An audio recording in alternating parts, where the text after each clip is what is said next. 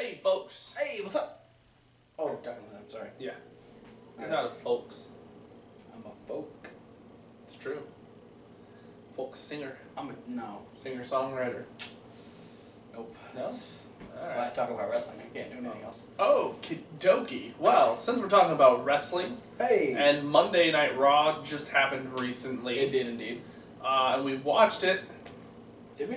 Yeah. That's where all these notes came from. Okay. Mm-hmm. And we're going to talk about it on episode Nintendo 64 Copyright. of Not the sponsored. Wrestling Rundown. Without a Thomas Wolfe this week. Yeah, Thomas Wolfe, who usually joins us for the Raw review, will be joining us later in the week. Yeah. Because due to prior engagements, he could not be here tonight. Yeah, he'll be joining us for either the midweek wrap-up or the SmackDown rundown, Possibly and he will both. also be providing us a top 5 later in the week. As advertised. See. So yeah, Monday, it's the Raw review, where we review Raw that happened on Monday. Yes. Specifically. Should talk about the matches?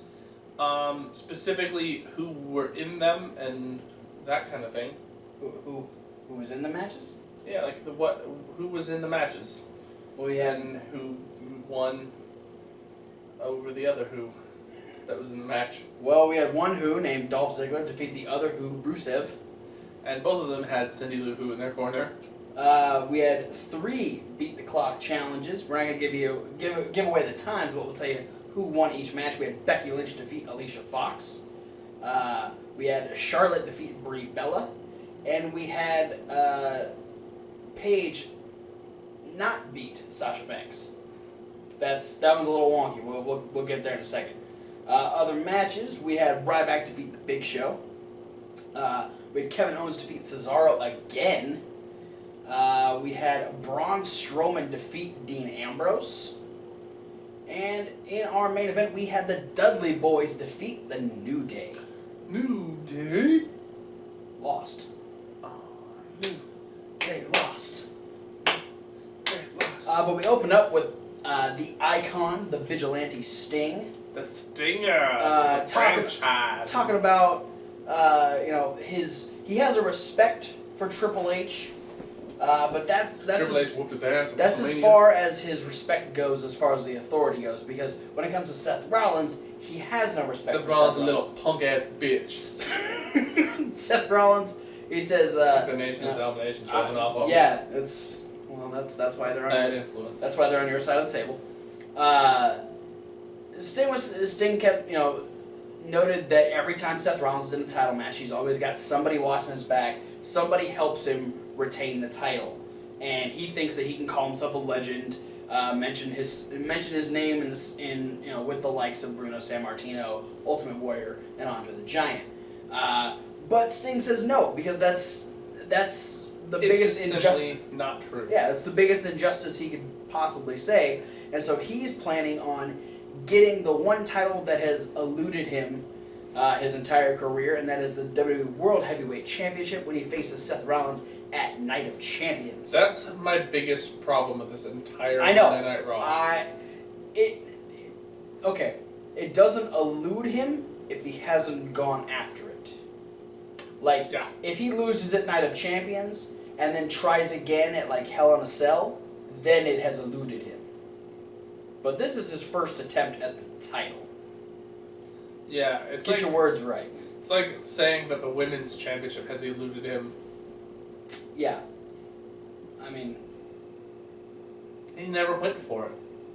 It can't elude you if you haven't tried to reach for it. yeah. Unless maybe like the only thing I can think of is if like Sting just repeatedly backstage keeps trying to steal the title. Ever since he signed last year around SummerSlam, he's He's just just trying to sneaking steal around. the title from people. Just sneaking around into people's locker rooms like, It's like, alright, I gotta get ready for my match. oh, damn it. So close. But he says that Seth Rollins is a boy living in his world, and he better buckle up because he's in for a heck of a ride. Yeah, And Rollins is Sting with his not cussingness. Yeah, I thought, like, I was expecting hell of a ride, and when he didn't say it, I was like, oh yeah, you're in WCW. Well, to me, it's Sting's born-again Christian nature. Yeah, I'm pretty sure Sean said hell a couple times, even though he's born. I don't know. I'm not gonna get into the whole. Well, actually, we'll get into the religion thing a little bit later with another promo, but we're not gonna talk about that. Immediately after Sting had these things to say, we went backstage. Seth Rollins was talking to Stephanie, saying that everything that Sting's saying, he's just spitting in my face. He's spitting on my legacy. All these great things that I've done. Stephanie's like, hold your britches, kid. Because he's right. Yeah, he's like, you're not not as good as Triple H. But I mean, one day you might be. Yeah. But not today. That's a serious might. Yeah. It's like a dust mite. That's some pretty big shoes to fill. So chill the fuck out. It's also a pretty big nose to fill. That true. Well, he's close to that. Yeah. He's got that working for him. But Rollins says he wants a statue, and he's gonna call out Sting later and demand that he gets his statue back. But then in our first match, we had Dolph Ziggler versus Rusev, a rematch from SummerSlam. Dolph Ziggler once again sporting his Heart Foundation pants. Yeah, apparently it's only when he goes one-on-one with Rusev he wears these pants. Yeah, his Heart Foundation. They even have a heart on it. Yeah, I was trying to read the back of his. Kickstart My Heart. Oh, got it. All right, yeah, we can kickstart my Heart Foundation. It's like a Motley Crue charity. Yeah. This was a good match. Yeah, actually, I think all the matches on this show were pretty damn good. Like, I mean... they were pretty good. Yeah. I won't put a damn in there, but they were good. Yeah. They're solid. You have your words, I have mine. Yeah, Dolph Ziggler... I also have damn, I'm just not putting it there. Well, I'm going to put it there. Feel free. Alright. Pretty damn good matches tonight.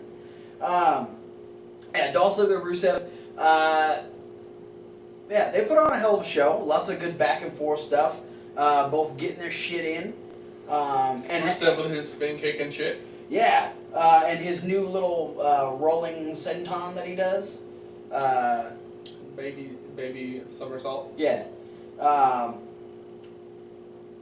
And Dolph Ziggler was just about to win. Yeah, he hit a zigzag. Yeah. And was actually pinning Rusev. Yeah, and this is after he went for a super kick. This I thought was weird. He goes for the super kick and Rusev catches it, and when he spins Ziggler, he spins himself.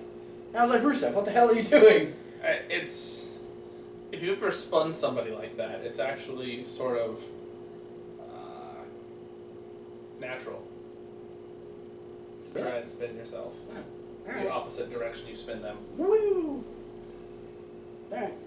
This sets Ziggler up for the zigzag. He hits it, goes for the pin, and Summer Rae gets in, starts pulling his hair. So the ref calls a disqualification. Ziggler picks up the win. Ramen extensions.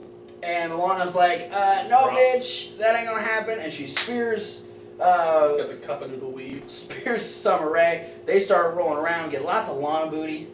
It's a lot. She didn't even care at this point. Ziggler ends up pulling her off of Summer. Summer actually tries to attack again, and with the assist, Ziggler picks up Lana, and Lana drop kicks Summer Rae. And so proud. They end up going to the back. Proud moment. We come back from commercial, and Renee caught up with Ziggler, who said, "Hey, I'm gonna take a shower. Lana, go ahead and get ready," because they were getting ready to go out on a date.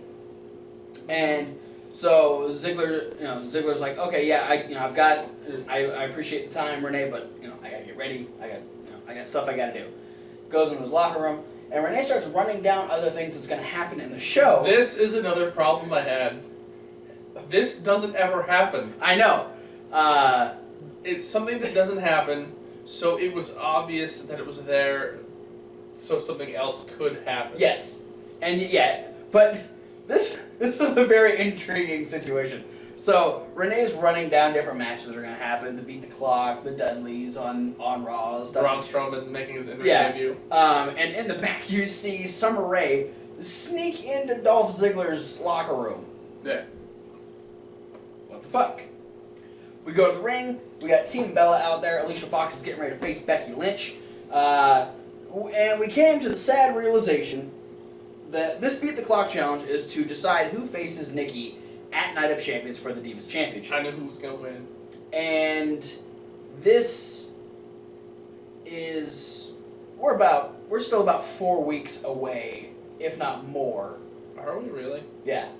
Because I'm pretty sure it's towards the end of the month, and we're just about to start September. Or we're just starting September. So, we've got a ways to go, and Nikki brings up the Bellatron, and we find out that in... Which I thought was a Transformer. So I was disappointed. It was just a clock. It probably would have been a lot more interesting if it was, and a lot less disappointing, because we found out that in 2 weeks, Nikki surpasses AJ Lee's Divas title run and becomes the longest reigning Divas champion of all time. And unfortunately, that's before Night of Champions, her next scheduled title defense. So unless for some reason someone decides that she's got to defend the title on Raw or SmackDown, and she loses, she's gonna surpass AJ Lee, and she's done jack shit to deserve it. Moving on, we did have Becky Lynch defeat Alicia Fox in 3 minutes and 21 seconds. Yeah, making quick work of the 5-head. You know, usually in a Beat the Clock challenge, the first match is anywhere from 7 to 11 minutes, so there's a little bit of leeway. But yeah, Becky was just like, hey, business. Charlotte Paige, guess what? Set the bar real high. I think that was the point, though. That was The competitive nature betwin the three of them. and it just, it keeps up the whole aspect of how competitive the Divas Revolution is. Right. Alicia Fox went for an O'Connor roll. Becky kicked out, and when she kicked out, she actually, Alicia kind of fell forward, right on her face, which allowed Becky to get right up on top of her and lock in the disarmor, making her tap out at 3 minutes. And she had her pinned down with her leg, yeah, which was cool. Yeah, Alicia wasn't going anywhere. Let's go ahead and we'll talk about the other two real quick so we can get this whole thing out of the way. Secondary match, yes. Charlotte versus Brie Bella. Yeah. Good match. Yes. Sort of. It was funny, and it's what really made sense. Was, okay, maybe looking at it from Team Bella's point of view, Charlotte is the biggest threat.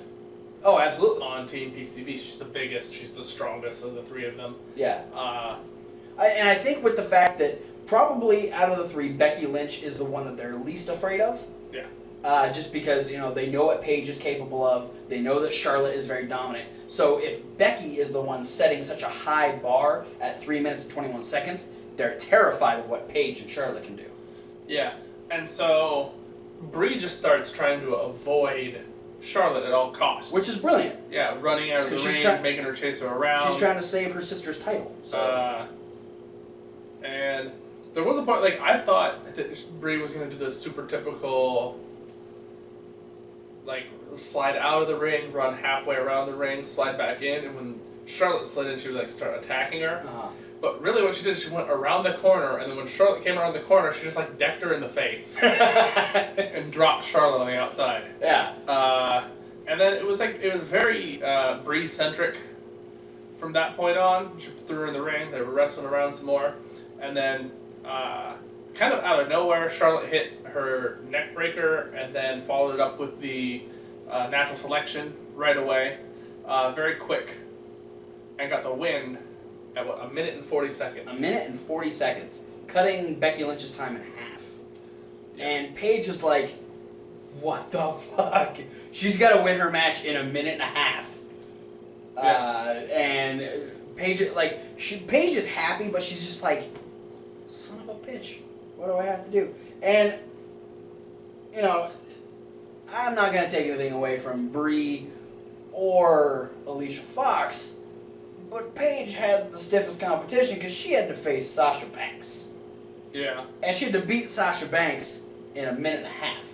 Now, she got close because she actually caught... They spent the first 45 seconds of their 1 minute and 40 time limit just exchanging pin attempts. Yes. A huge sense of urgency in this match. And, Sasha actually trying to beat Paige. Yeah. Which really shocked Michael Cole, apparently. Yeah. And I was like, it's a fucking match. And, I thought the point of wrestling somebody was to try and beat them. Plus, you got to think about it. Team Bad isn't involved in the Beat the Clock challenge. They're not even getting an attempt here. Yeah. So if Sasha were to beat Paige, she would obviously, and if she was able to beat Charlotte's time, she could say, hey, I deserve a shot at Nikki's title at Night of Champions. Because, you know, Team PCB is getting this shot because they won the Divas elimination match at SummerSlam. But unfortunately, you know, Paige was close. She ended up hitting Sasha with a Rampage, was about to pin her, but Naomi and Tamina pulled Sasha out of the ring. And by the time Paige could get her back in the ring, started to set up for the Scorpion Crosslock. There was 3 seconds left. Time ran out, and Charlotte is officially the #1 contender and will face Nikki Bella at Night of Champions. Sorry. Tell her it'll be okay. Oh, I will. Tell her. I'll console her. Weird. Not really, but sure. So, then we're gonna set up this this weird situation with Dolph Ziggler a little bit more because Rich would be talking to Ryback. Ryback is getting ready to face Big Show and defend his Intercontinental And Championship. then I started to notice something really fishy at this point. What happened to the area backstage where for the last, 15 years, they've done all their promos in, the same area backstage in front of a little Tron with lights and scaffold set up all around. And all of a sudden, just today on this one particular Raw, they're doing all of their interviews in front of Dolph Ziggler's locker room. The building? I don't know. Ryback's talking about how nothing. This is fishy. Ryback's talking about how least. nothing can keep him down. Dead fishy. Yeah, Cold fishy. Lana. It's a fish. It's a fish. Yeah, he talks about how the Elimination Chamber couldn't keep him down, Staph Infection couldn't keep him down, Triple Threat match couldn't keep him down. He's gonna beat Big Show. Then we see Summer Rae bolt out of Ziggler's locker room, running down the hall, and Ziggler is naked, holding a towel around him, going, "What the hell is going on?" And we're like, "What the fuck?" I thought she stole his clothes. But I was That's like, kind of what I thought was happening. but I'm like, it's Dolph. He's probably got more than one pair of clothes, I would imagine. Yeah. But you know, you never know. Dolph always a bit of a fashionista. Yeah. Then we go back, and we've got Ryback defending his Intercontinental title against Big Show. This was a great match. I enjoyed this one a lot. This was a lot of great big man work. You had Miz talking trash over at commentary, which is always good. That's what the Miz is good at. He's good at talking shit. Yeah, Ryback and Big Show went back and forth. Like, they kept trying to one-up each other with their moves. Yeah, and what I liked here, my favorite spot is Ryback doing the Ric Flair slam on Big Show. Big Show actually went to the outside and started climbing up the ropes. That scared me. I was like, we saw what he did at SummerSlam. What was he going to do this time? He's definitely been, navigating the ropes a lot more in the last couple of years recently. I hope it's his own choice that he's doing that, and it's not because the fans are being assholes and telling him to retire. But Ryback, gives him that Ric Flair slam, and that Ryback sets up like he's going to hit the meat hook clothesline. Yep. And when he charges at Big Show spring loads himself and shoots out and spears Ryback out of the corner. Yeah, they had a really good... It was freaking intense. They had a great spot earlier where Big Show went for the choke slam, and Ryback got out of that. Ryback then got shot off the ropes, hit the spine buster, went for the Ultimate Warrior splash, fell down, got caught with the choke again, and there's just a lot of really good back and forth between these guys, and it was super entertaining. And Big Show is just about to win, sets up for the knockout punch. Miz jumps up on the apron, which distracts Big Show enough. Big Show swings at Miz, Miz jumps down, but that sets Big Show up for Shell Shock. Ryback hits it, picks up the win, and retains the Intercontinental title. So, here's a problem I'm starting to develop with this Monday Night Raw. Screw job ending. Second match with a screwy finish. Disqualification. Third, actually. Paige and Sasha. Yeah, that's true. Sort of. But to me that makes sense because I knew that was going to happen anyways. Just because you knew Paige wasn't going to win. Yeah. I knew Charlotte was going to win to beat the clock. Yeah. And, no, I mean, you had the disqualification finish on the Rusev-Ziggler match, and now you have an interference finish because of The Miz on Big Show and Ryback. Yeah. And hopefully nothing else happens in this nature for the rest of the night. And that was my one problem with this match specifically, because Big Show and Ryback put on a hell of a show, and for Miz to be the reason that Big Show lost, I felt takes a lot of credibility away from Ryback, and that would have been a good win for Ryback if they were. And to me, it takes a lot of credibility away from Big Show. Yeah. Like, why would Big Show decide to run over and try and punch Miz anyways if he knew he had Ryback where he wanted him? All he had to, he could have punched Ryback first, then knocked the shit out of the Miz, and still pinned Ryback. Yeah. So, yeah. Unfortunate, but still good job by Ryback. And I'm gonna keep my hopes up that there's no more goofy finishes in any of these matches. Well, let's hope not. We had Renee Young talking to the Dudley boys. Bubba saying they're here for only two reasons. Two reasons. Two reason. They're here because they're getting two reason. One, it's an advertisement to for put everyone through tables, and two, to become the tag team champions, because they are a 9-time tag team champions in WWE, and they want to go for that magical number 10, since it's been 10 years since they've been in WWE. Oh, my brother, testify. I like that they both had the 3D hand gesture come up at the same time. We had another SummerSlam rematch between Kevin Owens and Cesaro, and these two fucking killed it again. Another awesome match between these two. I really liked a sort of theme that they had in this match is that Kevin Owens kept trying to it seemed like he kept trying to piss Cesaro off. Yeah. And he finally really got to him and kept smacking him in the face. And then Cesaro went off. Wham! Just slapped him like 12 times.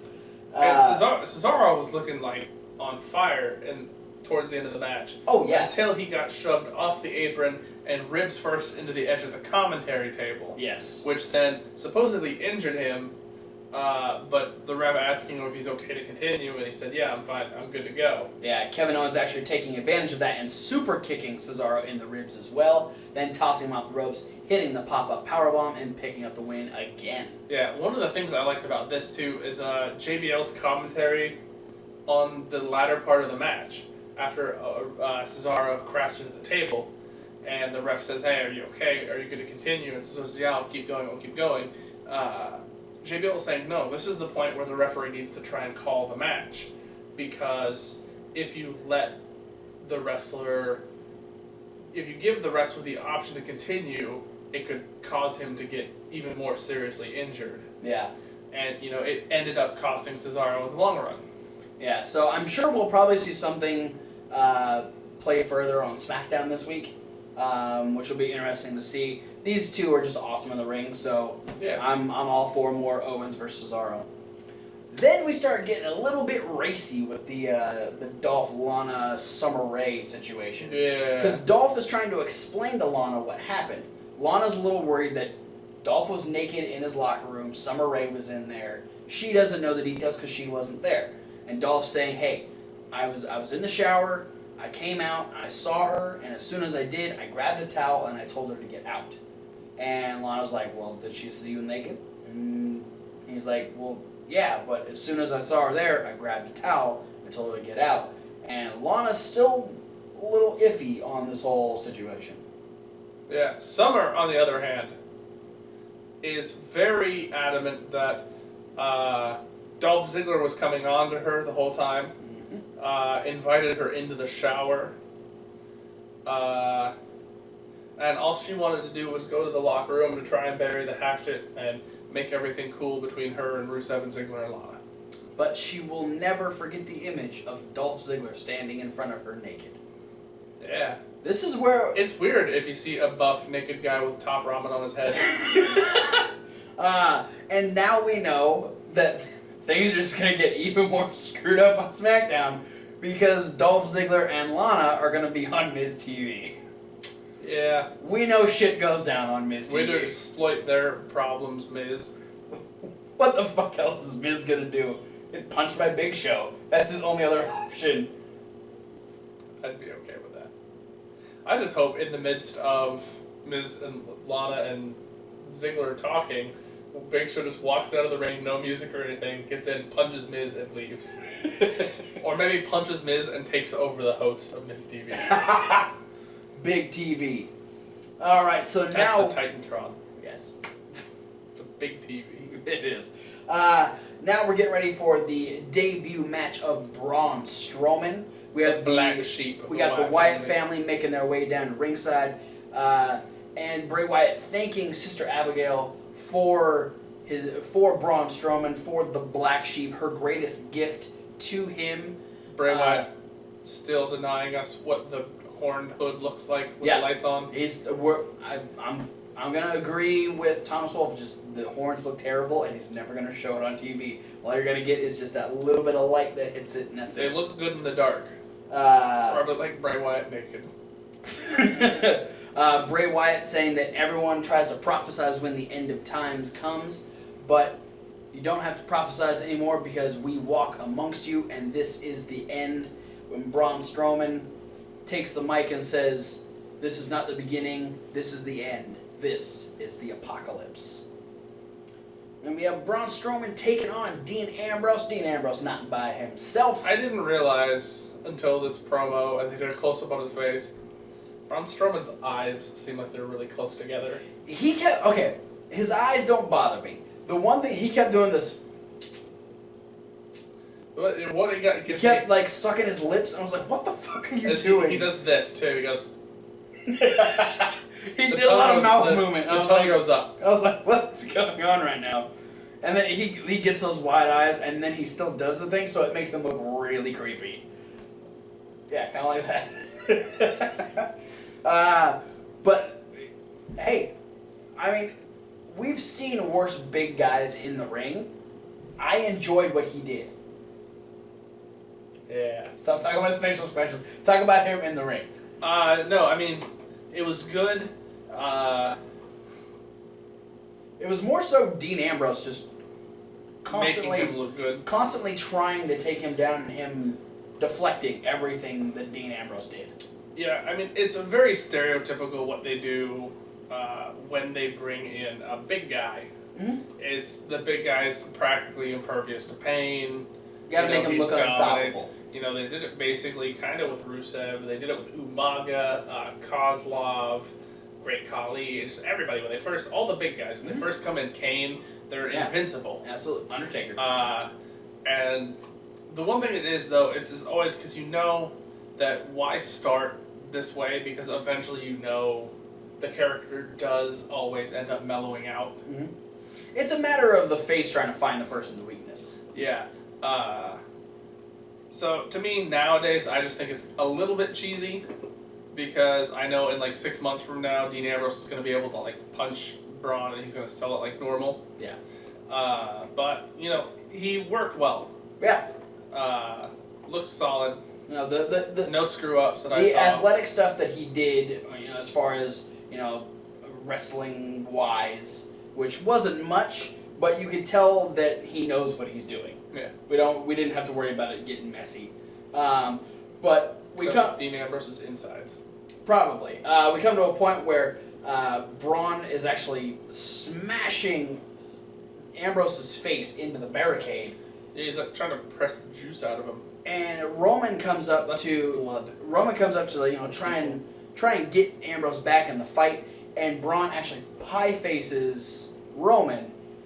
And you know Roman Reigns isn't just gonna let that slide, so he runs over, tries to beat up Braun, ends up getting tossed into the barricade, and then it's just a continuous destruction of the Shield once again. Yeah, pretty much what we saw at the end of SmackDown. And it ends with, I mean, Roman Reigns attacks Braun Strowman, so Dean Ambrose got disqualified. Yeah.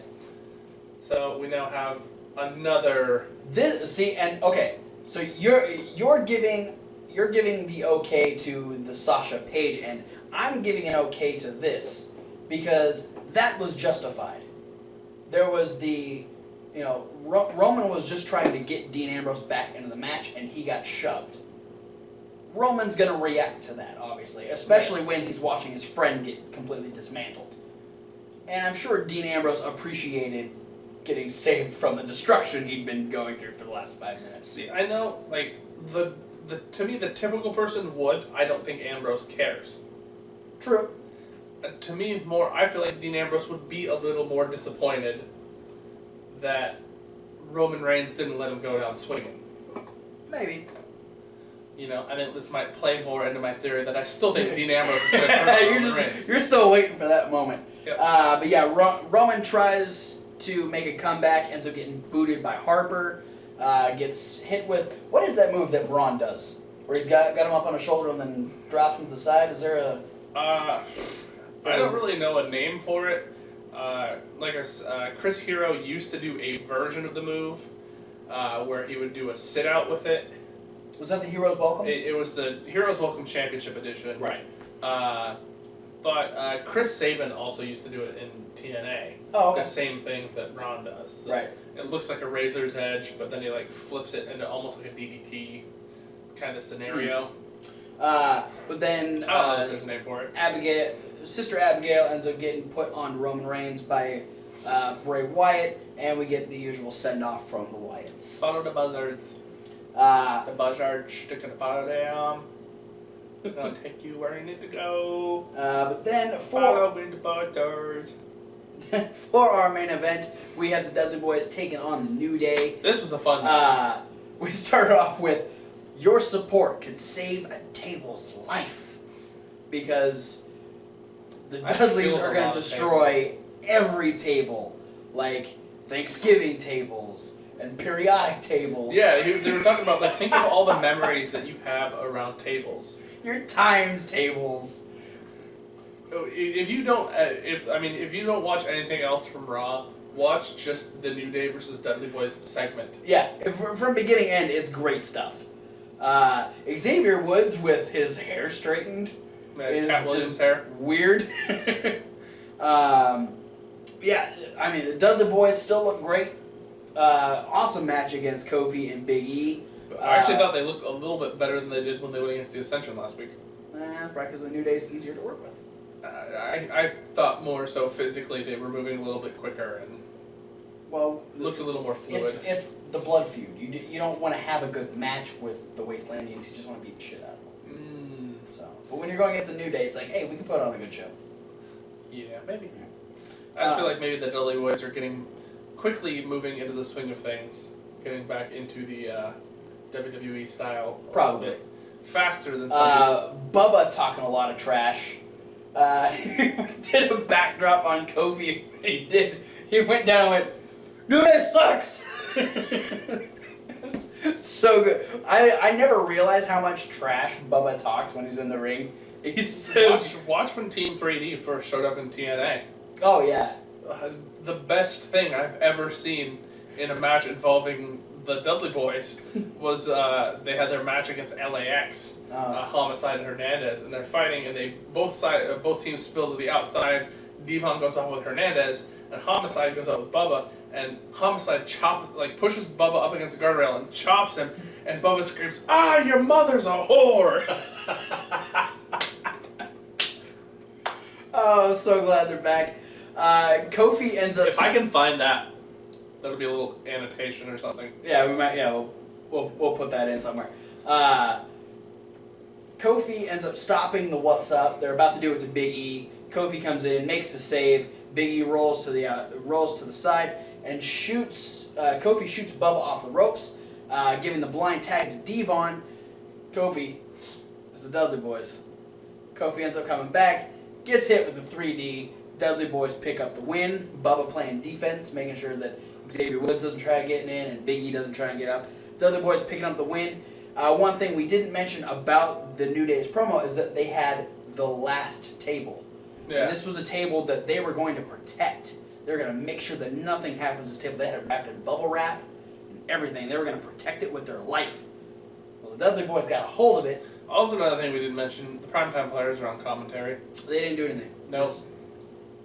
They're trying to keep them relevant. The only reason they're commentary is because they have a rematch for the tag team titles. Yeah. So, So the table gets put in. Dudleyz set it up. They're getting ready to give the 3D to Big E. Fortunate for Big E, he's saved by Xavier Woods, who yanks him out of the ring.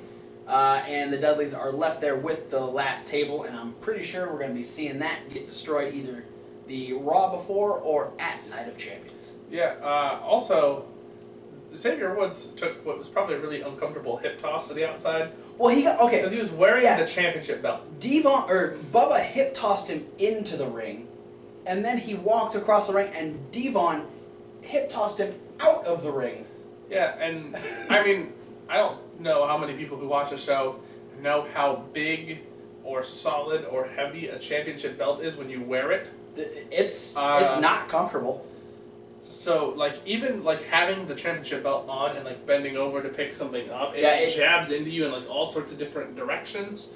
And so I can only imagine taking a hip toss with the title belt on probably doesn't feel good. To the outside probably sucked, because that's a hell of a distance to be falling. Well, yeah, and it was like, it reminded me of what they did last week when they just yanked him off the apron. Yeah. Dudley Boyz picking up the win, and New Day escaping with their lives, and the table is still intact. Then we finish off the night. Seth wants his goddamn statue. He's gonna call out Sting. Yeah. And he's like, you know what? I am better than Triple H. I don't care what anybody says. Get out of here, Sting. I want my statue. Talk to your face. And then Sting does not come out. It's Stephanie.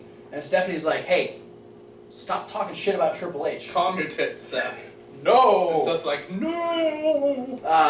She's pissed at Seth. She's like, I understand that you're confident. You're great in the ring, but you're not as good as Triple H. Yeah. It does, Sting's right. You're not even half of what Triple H is. But again, you might be one day. So yeah, and I'm still in support of you getting your statue back from Sting. Yeah. So come on, Sting. Yeah. Come on, Sting. And here comes the vigilante, John Cena.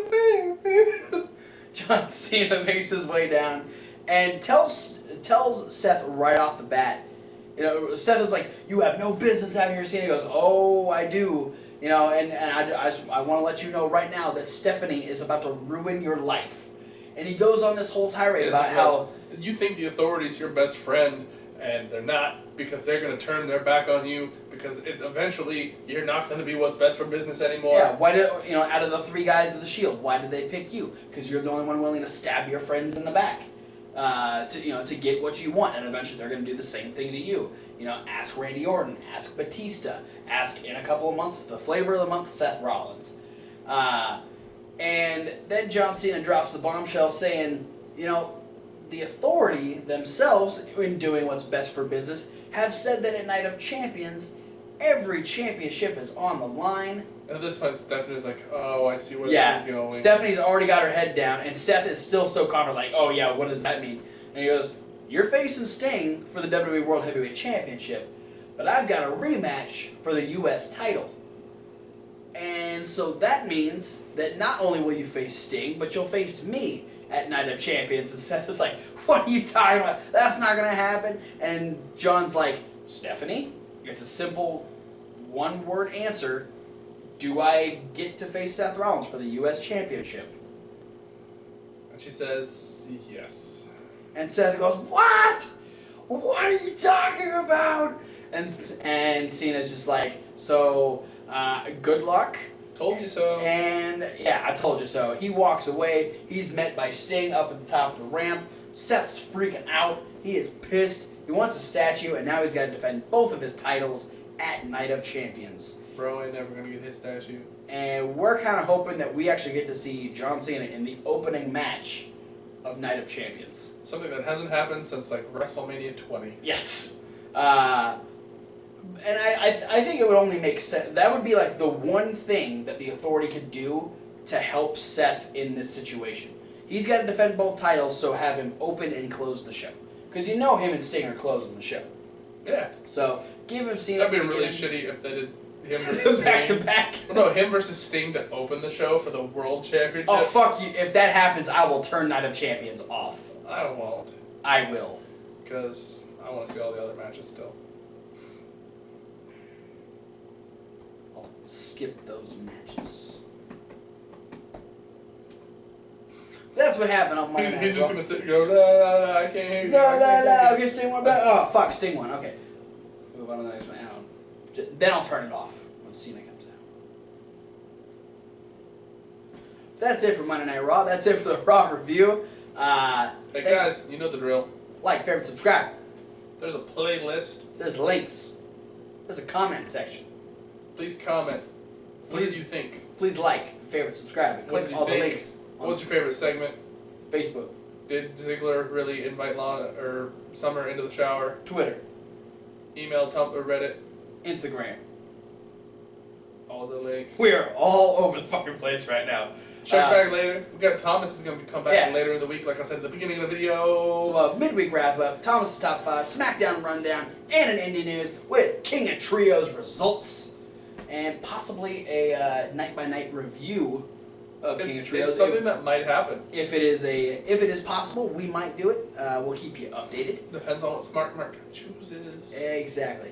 Thanks for watching. We'll see you at the midweek.